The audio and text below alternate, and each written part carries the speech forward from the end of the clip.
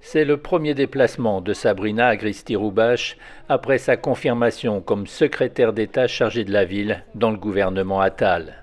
2 jours à Marseille pour faire le point avec les différents acteurs sur le plan Marseille en grand.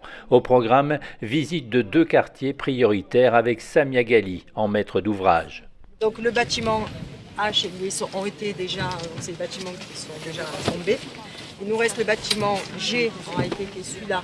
Tu vois ici. Ouais. Voilà. Ça c'est le là on est G, sur le G. c'est le G, c'est celui-là. Donc qui est aujourd'hui vidé quasiment à 95%. Sur le bâtiment qui est là derrière. Donc celui-là, on est, je crois qu'on a 6, il nous manque 6 logements à sortir, mais il n'y en a pas beaucoup. Mais l'idée, mais celui-là c'est important parce que du coup il va nous permettre de démolir toute la partie où il y a les commerces. Il nous en reste Oui, 4, juste derrière. voilà, toute cette partie-là pour décaisser, faire le centre social, faire un gymnase, faire de vrais commerces et avoir une vraie, je dirais, une vraie entrée de quartier. Donc la réalité c'est que, tu as raison de rappeler, les moyens sont là. Les bonnes volontés politiques sont là. Quel que soit là, nous à Marseille, c'est bien parce qu'on n'a pas de couleur politique. Quand on travaille pour la ville, même pour la métropole, on est ensemble. Et la troisième chose, c'est que des mesures dérogatoires, on le sait, tu me l'avais expliqué parfaitement, c'est la seule chose même qui peut vite changer la vie des gens. On ne peut pas, honnêtement, encore une fois, parce qu'on est des enfants d'ici, on ne peut pas faire semblant de ne pas connaître les sujets et surtout de ne pas connaître les solutions.